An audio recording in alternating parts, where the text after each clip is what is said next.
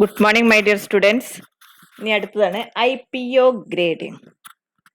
അതായത് credit rating, നമ്മളുടെ credit rating capacity, അതായത് ക്രെഡിറ്റ് നമ്മളുടെ റേറ്റ് ചെയ്യുന്നതിന് എലിജിബിലിറ്റി നോംസ് ഉണ്ടായിരിക്കും. ഈ ക്രെഡിറ്റ് റേറ്റിംഗ് നടത്തുന്നത് ക്രെഡിറ്റ് റേറ്റിംഗ് ഏജൻസിയിൽ നിന്നാണ്. Credit rating agency registered with the board and it's disclosure in the offer documents. ഒരു ബോർഡിൽ അത് രജിസ്റ്റർ ചെയ്തിട്ടുണ്ടായിരിക്കണം. ക്രെഡിറ്റ് റേറ്റിംഗ്സ് ഒബ്റ്റെയിൻ ചെയ്യുന്നത് more than one agency. All the rating shall be disclosed. ഒന്നിൽ കൂടുതൽ ഏജൻസിയിൽ നിന്നായിരിക്കും നമുക്ക് റേറ്റിംഗ് കിട്ടുന്നത്. It also requires disclosure of all credit ratings obtained during 3 years preceding the public issue. Pricing of an issue. എന്താണ് pricing of an issue? Price is fixed by the issuer in consultation with the merchant banker on the basis of the market demand.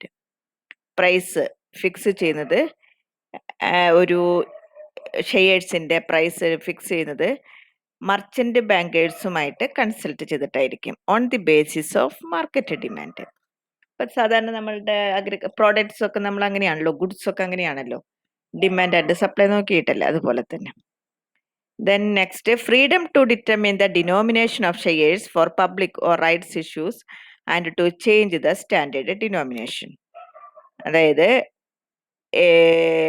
ഓരോ ഷെയർസിൻ്റെയും denomination fix ചെയ്യാനായിട്ടുള്ള freedom, determine ചെയ്യാനായിട്ടുള്ള freedom for public or rights issues and to change the standard denomination. നമുക്ക് അതിൻ്റെ ഇപ്പം നിങ്ങൾക്കറിയാം face value 10, 100 അങ്ങനെയൊക്കെ ഉണ്ടല്ലോ. അപ്പൊ അതിന്റെ ഡിനോമിനേഷൻ ഫിക്സ് ചെയ്യുന്നത് അതൊക്കെ ഈ IPO ഗ്രേഡിങ്ങിനോട് ബന്ധപ്പെട്ടിട്ടാണ് വരിക. അപ്പൊ അത് എങ്ങനെയൊക്കെയാണ് എന്നുള്ളത്, അതിന്റെ ഫേസ് വാല്യൂ എങ്ങനെയാണ് ആയിരിക്കണം, പിന്നെ അതിന്റെ ഡിറ്റർമിൻ ചെയ്യുമ്പോൾ എന്തൊക്കെ ഗൈഡ് ലൈൻസ് ആണ് നമ്മൾ യൂസ് ചെയ്യേണ്ടത് നോക്കേണ്ടത്. അതൊക്കെയാണ് IPO ഗ്രേഡിംഗ് അനുസരിച്ചാണ് അതൊക്കെ ചെയ്യുന്നത്. നെക്സ്റ്റ് ആണ് ബോണസ് ഷെയർസ്. സെക്ഷൻ 63-ലാണ് അതിനെക്കുറിച്ച് പറയുന്നത്. ബോണസ് ഷെയർസ് എന്ന് പറയുന്നത് are issued to existing share holders. നമ്മളുടെ തന്നെ നമ്മളുടെ കമ്പനി നന്നായിട്ട് വർക്ക് ചെയ്തുകൊണ്ടേയിരിക്കുന്നു. എല്ലാ വർഷവും അങ്ങനെ കമ്പനിക്ക് ഇങ്ങനെ പ്രോഫിറ്റ് ഇങ്ങനെ കിട്ടിക്കൊണ്ടേയിരിക്കുന്നു. അങ്ങനെ പ്രോഫിറ്റ് കിട്ടിക്കൊണ്ടേയിരിക്കുമ്പോൾ എന്തുണ്ടായിരിക്കുന്നു, എക്സിസ്റ്റിംഗ് ഷെയർ ഹോൾഡേഴ്സിന്റെ പൈസ എടുത്തിട്ടാണല്ലോ ഇങ്ങനെ പ്രോഫിറ്റ് ഉണ്ടായിക്കൊണ്ടേയിരിക്കുന്നത്. അപ്പൊ അതിന്റെ ഒരു ഭാഗം അവർക്കും കൂടി അവകാശപ്പെട്ടതാണ്. അപ്പൊ അങ്ങനെ എക്സിസ്റ്റിംഗ് ഷെയർ ഹോൾഡേഴ്സിന് പ്രോഫിറ്റ് ഇങ്ങനെ അക്യൂമുലേറ്റ് ചെയ്യുമ്പോൾ അതിൽ നിന്ന് കൊടുക്കുന്നതാണ് എന്ത്, ബോണസ് ഷെയർസ്. വെറുതെ കൊടുക്കുന്ന ഷെയർസ് ആണ് ബോണസ് ഷെയർസ്. അതുകൊണ്ട് തന്നെ ഇത് ഫ്രീ ഓഫ് കോസ്റ്റ് ആയിരിക്കും. Paid up capital of the company increases as A result of bonus issue. അങ്ങനെ കുറെ ഭാഗം കമ്പനി ഷെയർസ് ആയിട്ട് ഇഷ്യൂ ചെയ്യുമ്പോൾ അതൊക്കെ ഇതിലേക്ക് പോകുന്നതായിരിക്കും, ക്യാപിറ്റലിലേക്ക്, പെയ്ഡ് അപ്പ് ക്യാപിറ്റലിലേക്ക് പോകും. അങ്ങനെ പെയ്ഡ് അപ്പ് ക്യാപിറ്റൽ ഇൻക്രീസ് ചെയ്തുകൊണ്ടേയിരിക്കും ഓതറൈസ്ഡ് ക്യാപിറ്റലിനേക്കാളും. അതാണ് ബോണസ് ഷെയർസ് ഇഷ്യൂ ചെയ്യുമ്പോൾ ഉണ്ടാകുന്ന അതിന്റെ അനന്തരഫലം. മെമ്മോറാണ്ടത്തിൽ അതിന് ഓൾട്രേഷൻ വരുത്തേണ്ടതാണ്. ബോണസ് ഷെയർസ് ഇഷ്യൂ ചെയ്യണമെന്നുണ്ടെങ്കിൽ സ്പെഷ്യൽ മീറ്റിംഗ് വിളിച്ചു കൂട്ടേണ്ടതാണ്. ജനറൽ സ്പെഷ്യൽ റെസൊല്യൂഷൻ കിട്ടേണ്ടതാണ്. ഇനി ബോണസ് ഷെയർസ് ഇഷ്യൂ ചെയ്യുമ്പോഴുള്ള ലീഗൽ പ്രൊവിഷൻസ്, അതായത് കമ്പനിയുടെ ആർട്ടിക്കിൾസിൽ അങ്ങനെ ഒരു പ്രൊവിഷൻ ഉണ്ടായിരിക്കണം, കമ്പനിക്ക് ബോണസ് ഷെയർസ് ഇഷ്യൂ ചെയ്യാനായിട്ട് പറ്റുമെന്നുള്ളത്. രണ്ടാമതായിട്ടുള്ള ലീഗൽ പ്രൊവിഷനാണ് issue of bonus shares board of directors recommend ചെയ്തിട്ടുണ്ടായിരിക്കണം. അതോടൊപ്പം തന്നെ ജനറൽ മീറ്റിംഗിൽ ഷെയർ ഹോൾഡേഴ്സ് അപ്രൂവ് ചെയ്തിട്ടുണ്ടായിരിക്കണം. ബോണസ് ഷെയർസ് ഇഷ്യൂ ചെയ്യുന്നത് ഫ്രീ റിസർവില് ഔട്ട് ഓഫ് പ്രോഫിറ്റിൽ നിന്നായിരിക്കണം. ഡിവിഡൻഡ് ഡിസ്ട്രിബ്യൂഷന് പകരമായിട്ടായിരിക്കണം. അത് share premium received in cash അതിന് പകരമായിരിക്കാം, അല്ലെങ്കിൽ ക്യാപിറ്റൽ റിഡംഷൻ അത് റിസർവ് അക്കൗണ്ടിന് പകരമായിരിക്കാം. Only fully paid up bonus shares can be issued. Shares issue ചെയ്യുമ്പോൾ എങ്ങനെയുള്ള ബോണസ് ഷെയർസ് ആയിരിക്കണം ഇഷ്യൂ ചെയ്യേണ്ടത്? ഫുള്ളി പെയ്ഡ് അപ്പ് ആയിട്ടുള്ളത്. പാർട്ട്ലി പെയ്ഡ് അപ്പ് ആയിട്ടുള്ള ഷെയർസ് ഏതെങ്കിലും തരത്തിലെ ഔട്ട്സ്റ്റാൻഡിങ് ഉണ്ടെങ്കിൽ അത് ഇതിന്റെ ഡേറ്റ് ആകുമ്പോഴേക്കും ഫുള്ളി പെയ്ഡ് അപ്പ് ആക്കേണ്ടതാണ്. Bonus shares in lieu of dividend ആക്കാൻ പാടില്ല. ഡിവിഡൻഡ് വേറെ കൊടുക്കണം, അഡീഷണൽ ആയിട്ടുള്ളതാണ് ഇത് കൊടുക്കുന്നത്.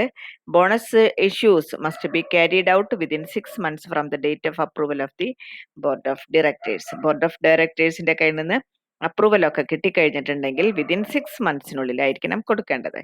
Bonus issue cannot be made by capitalising reserves created by the revaluation of assets.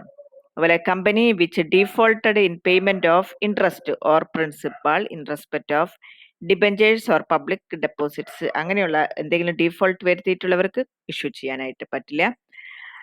അങ്ങനെ കുറേ പ്രോബ്ലംസ് ഒക്കെ ഉണ്ട്. ലിസ്റ്റഡ് കമ്പനീസിന് മാത്രമേ ഇത് ഇഷ്യൂ ചെയ്യാനായിട്ട് പാടുള്ളൂ.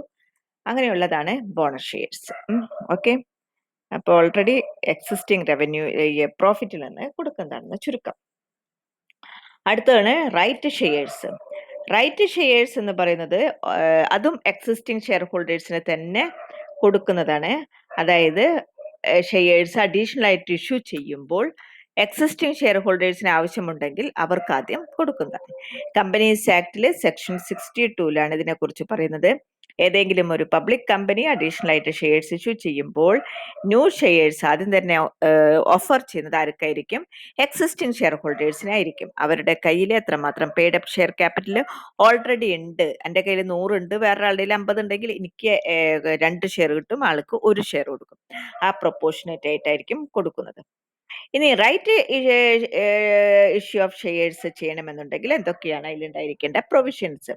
Right issue are offers made by the company to the existing share holders. നേരത്തെ പറഞ്ഞ പോലെ എക്സിസ്റ്റിംഗ് ഷെയർ ഹോൾഡേഴ്സിന് മാത്രമേ കൊടുക്കാൻ പറ്റുള്ളൂ. അതുപോലെ തന്നെ ഡോക്യുമെന്റ് സ്റ്റേറ്റ് ചെയ്തിട്ടുണ്ടായിരിക്കണം. Right shares are offered, number എത്ര ഷെയർസ് ആണ് കൊടുക്കുന്നത് എന്നുള്ളത് പ്രത്യേകം പറഞ്ഞിട്ടുണ്ടായിരിക്കണം. നമ്പർ ഓഫ് ഷെയർസ് ഓഫർ ചെയ്യുന്നതും അതിന്റെ ടൈമും അതൊക്കെ പറഞ്ഞിട്ടുണ്ടായിരിക്കണം. Right shares are offered for consideration ആയിരിക്കണം. അതുപോലെ തന്നെ ഷെയർ ഹോൾഡേഴ്സിന് have the right to renounce the whole or part of the right shares in favour of third party. The board may dispose the right shares not subscribed by the shareholders in the manner that is most beneficial to the company. കമ്പനിക്ക് beneficial ആയിട്ടുള്ള തരത്തിലായിരിക്കണം board right shares dispose ചെയ്യേണ്ടത്. Okay, thank you my dear students.